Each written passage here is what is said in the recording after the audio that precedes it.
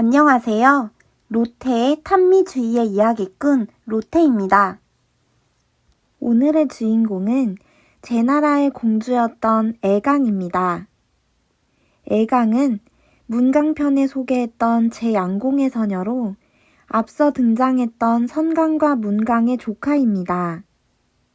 제나라에서 아름답게 성장한 애강은 자신의 아들 노장공을 친정집안의 여인과 맺어주고 싶어 했던 고모 문강의 뜻에 따라 노나라로 시집오게 됩니다. 일찍이 장공은 궁 밖에서 만난 맹임이라는 여인을 사랑하여 맹임과의 사이에 반이라는 아들까지 낳아 그녀를 부인으로 삼고 싶어 하였으나 문강이 반대하며 애강과의 결혼을 주선했던 것인데요. 비록 장공의 정부인이 되지는 못했으나 20여 년 동안 내궁의 주인 역할을 했던 맹임은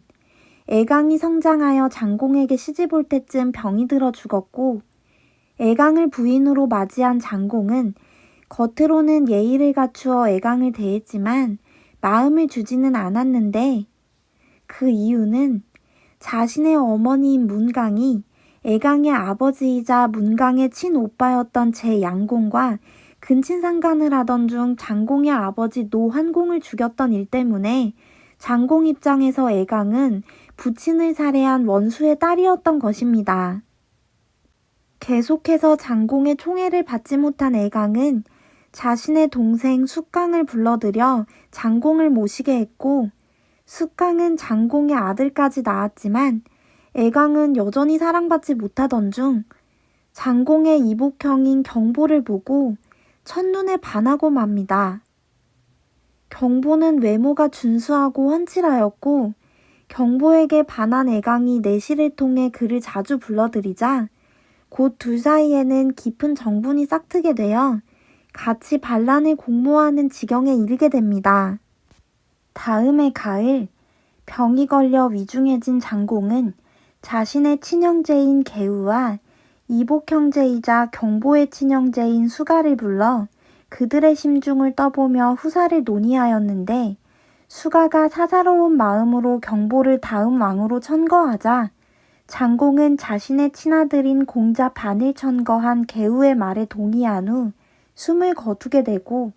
후한을 없애기로 마음먹은 계우는 사약을 보내 수가를 죽였는데, 이 일로 경보는 공자 반과 계우에게 앙심을 품게 됩니다.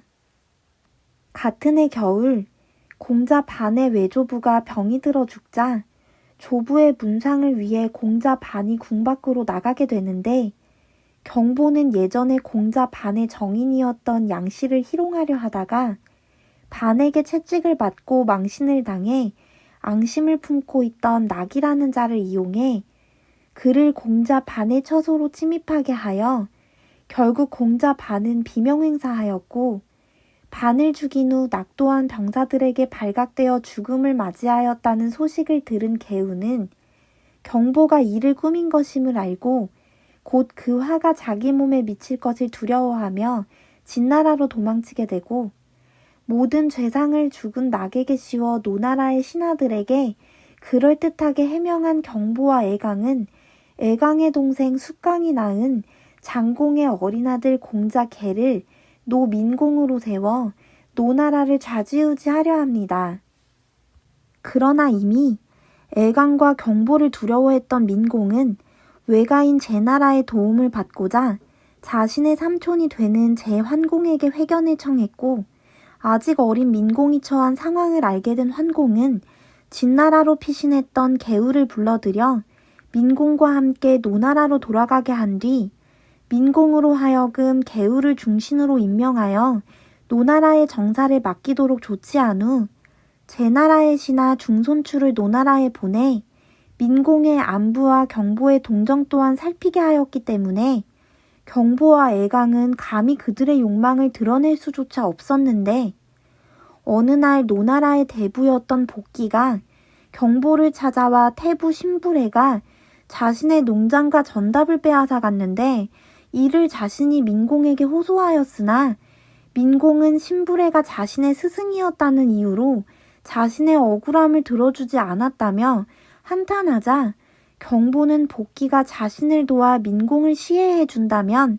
복귀의 원수 신부래를 죽여주겠다는 약속을 하게 됩니다. 복귀는 곧 추하라는 자객을 매수해 밤에 궐 밖으로 놀러 나온 민공을 날카로운 빗으로 찔러 죽이게 되고, 민공의 시종들은 추하를 사로잡으려 했지만 복귀가 자신의 사병들을 이용해 추하를 숨겨주었고, 그 사이 경보는 사병을 이끌고 신부래의 일족을 모조리 살해하였으며, 또다시 변이 일어났음을 눈치 빠르게 알아챈 계우는 장공의 또 다른 첩 풍씨의 아들이었던 공자 신과 함께 이번에는 주나라로 도망치게 됩니다. 다음 날 민공이 피살되고 계우가 도망쳤다는 소식을 들은 노나라의 사대부들은 평소 계우를 존경하고 있었기에 매우 분노하였고, 그들은 모두 복귀를 원망하고 경보에게 원한을 품어 복귀의 집으로 몰려가 복귀와 그 가족들을 모조리 도륙한 후 경보의 집을 향해 몰려오자 민심이 이미 자신의 편이 아님을 깨달은 경보는 급히 장사꾼으로 변장하여 거나라로 도망쳤고, 역시 신변의 불안을 느낀 애강도 경보를 따라 거나라로 도주하려 했지만 애강의 측근들이 경보를 따라간다면 노나라 백성들은 영원히 애강을 용서하지 않을 것이라며 차라리 주나라로 가서 계우에게 용서를 구해보라고 간언하자 애강은 즉시 계우를 만나기 위해 주나라로 갔지만 계우는 애강을 만나주지 않았습니다. 한편 이미 계우를 통해 노나라의 변란을 알고 있었던 제나라 환공은 공자 신을 노희공으로 옹립하게 한 뒤 경보가 있던 거나라의 왕을 회유하여 경보를 거나라 밖으로 추방되게 만들었고,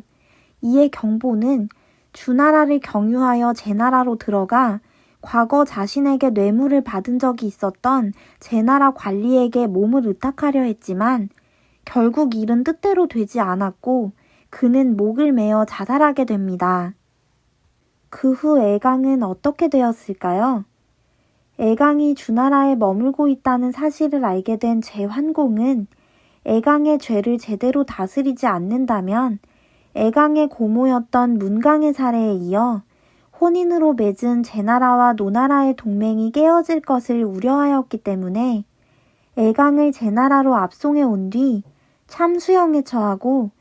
애강의 시신을 노나라로 보내 저잣거리에 효수하고 거리에 그대로 방치하게 하였다가